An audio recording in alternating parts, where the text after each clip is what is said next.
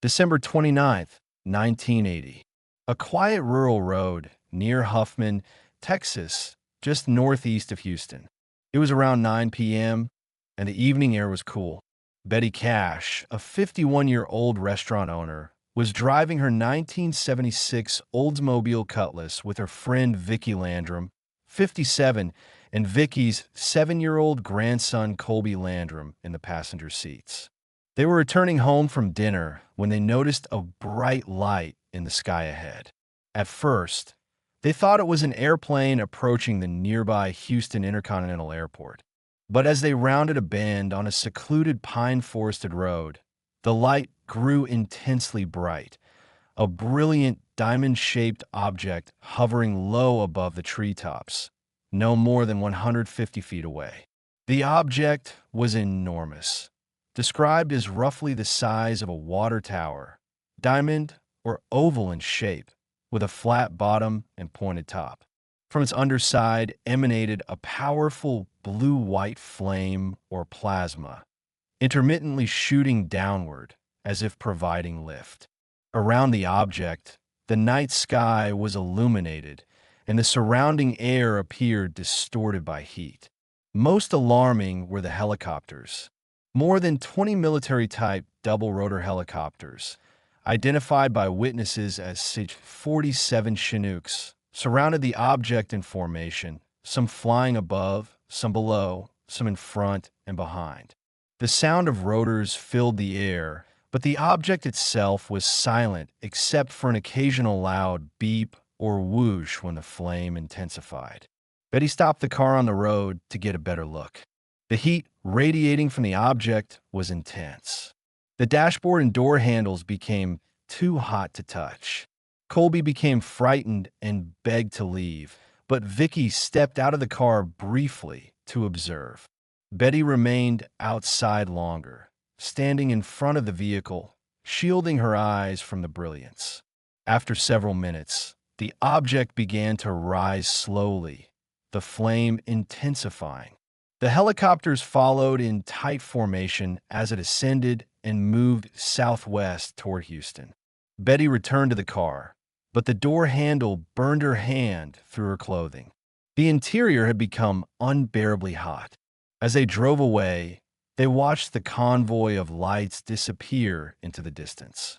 The entire encounter lasted approximately 20 minutes. The aftermath began almost immediately. As Betty drove home, she felt increasingly ill, headache, nausea, burning sensations in her eyes and skin. By the time they reached Vickie's house in Dayton, all three were suffering. Betty's symptoms worsened rapidly.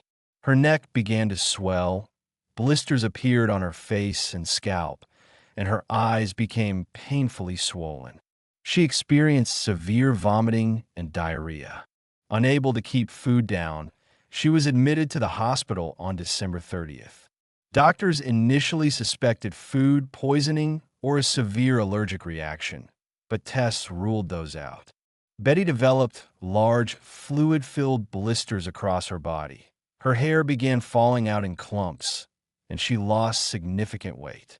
Her left hand, the one that touched the hot door handle, showed marked swelling and pain. Vickie and Colby also suffered. Vickie reported burning eyes, skin irritation, nausea, and hair loss. Colby experienced similar but milder symptoms: sunburn-like rash, upset stomach, and nightmares about the event. Medical records document radiation-like injuries. Parkway General Hospital in Houston treated Betty for 12 days, noting symptoms consistent with acute radiation exposure: skin burns, alopecia, gastrointestinal distress, and immune suppression. Radiologists examined her and found no evidence of conventional burns from heat or chemicals. Over the following weeks, Betty was hospitalized multiple times. She developed breast cancer-like nodules, later surgically removed, chronic fatigue, and vision problems. Vickie was diagnosed with radiation poisoning symptoms and suffered long-term digestive issues. Colby's symptoms resolved more quickly, but he reported lasting psychological effects. The witnesses sought help from authorities. They contacted Bergstrom Air Force Base, now closed, and reported the incident, describing the helicopters in detail. Military officials denied knowledge, but suggested contacting civilian investigators. UFO researchers John Schuessler, aerospace engineer with McDonnell Douglas, and Dr. Leo Sprinkle became involved through MUFON. Schuessler documented the medical evidence, photographed injuries, and analyzed the car. He found the dashboard material softened, as if from extreme heat, and the car's battery later failed prematurely. The women identified the helicopters as CH-47 Chinooks, large twin-rotor transports used by the U.S. Army. They counted at least 23, flying in coordinated formations around the object. This suggested military involvement or response to an unknown craft. Betty, Vickie, and Colby filed a claim against the U.S. government for damages, seeking $20 million for medical expenses and suffering. The case was investigated by the Department of the Army's Inspector General. Witnesses from nearby areas reported similar sightings of helicopters escorting a bright object that night.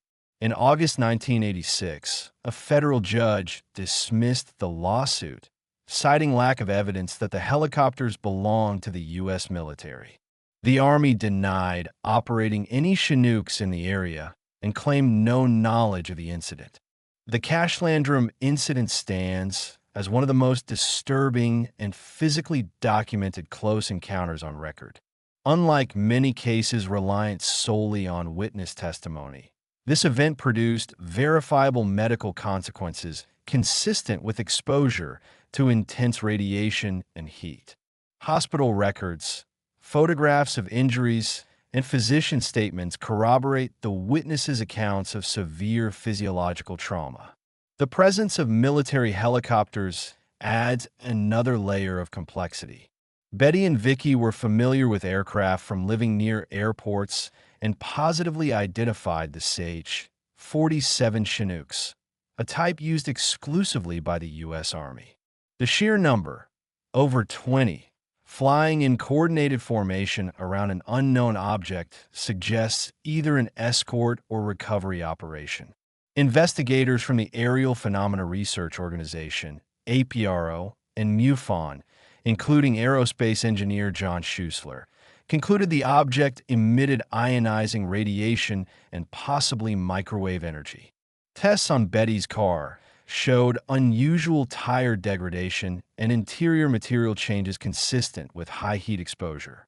The government's denial of involvement in the civil lawsuit raised questions. The Army claimed no Chinooks were operating in the area, yet independent witnesses miles away reported seeing a large formation of helicopters escorting a bright object that same night. Comparisons to other cases emerge. The diamond-shaped craft with intense underside flame resembles descriptions from a 1967 Malmstrom AFB incident and Belgian wave triangles. The electromagnetic effects on the car mirror vehicle interference in other close encounters. Betty Cash suffered the most severe long-term effects.